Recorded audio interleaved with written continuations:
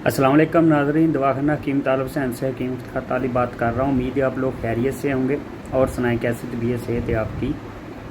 आज का मेरा जो मौजू है ना, थोड़ा सा अलग सा है, जिसका अक्सर लोगों को डर लगा रहता है। जिन लोगों को लगता है कि पता नहीं इनके साथ क्या हो जाएगा, ख़ासकर देसी दवाइयों के हवाले से, हर्बल मेडिसन के हवाले से।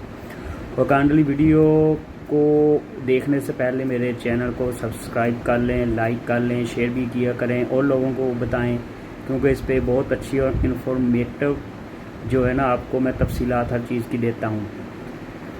देसी अद्वियात के बारे में एक बात मशहूर कर दी गई है, हकीकत नहीं है कि देसी अद्वियात जो हैं वो गुर्दे ख़राब कर देती हैं।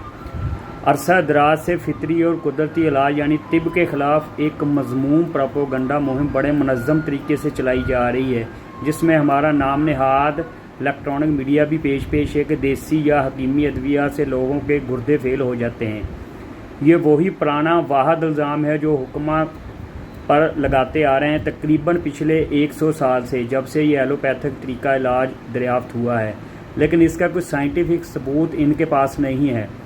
तो जनाब पेशे खिदमत है, इन्हीं के स्टडी से, इन्हीं की किताबों से, इन्हीं के मवाद से थोड़ा सा मवाद जो इनके इल्ज़ाम को ना सिर्फ गलत साबित करता है बल्कि ये भी साबित करता है कि गुर्दे फेल करने में टॉप पर एलोपैथी अद्वियात हैं।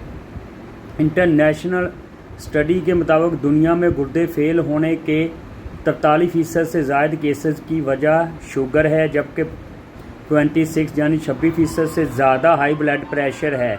बाकी वजूहात में किडनी स्टोन, किडनी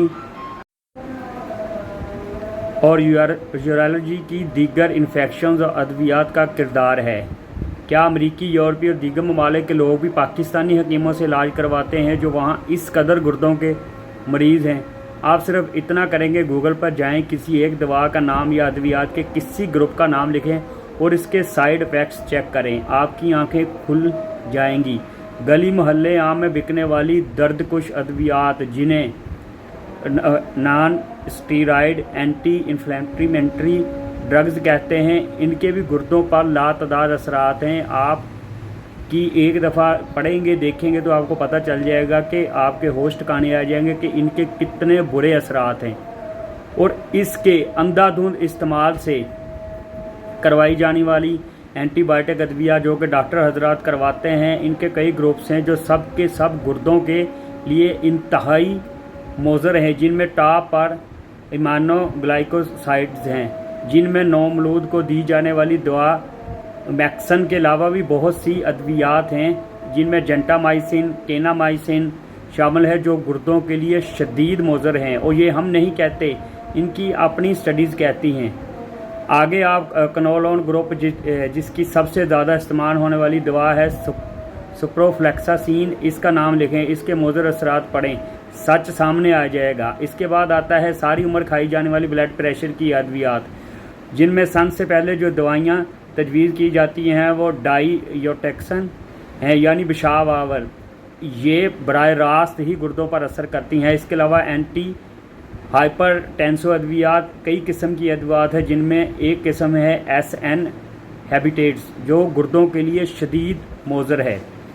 तो काइंडली किसी भी बात की तहकीक करने के लिए अब आपके पास बहुत सारा मवाद मौजूद है। आप नेट से देख सकते हैं, गूगल से सर्च कर सकते हैं, 2-3 जगह से उसको वेरीफाई भी कर सकते हैं। तो जो असल हकीम है ना, जो बिल्कुल देसी और खालिस दवाई देता है, उसकी दुआ से कभी भी आपके गुर्दों पे इफेक्ट नहीं आएगा, कभी भी आपके गुर्दों को नुकसान नहीं पहुंचेगा। अल्लाह ताला हम सब का हामी और नासर हो।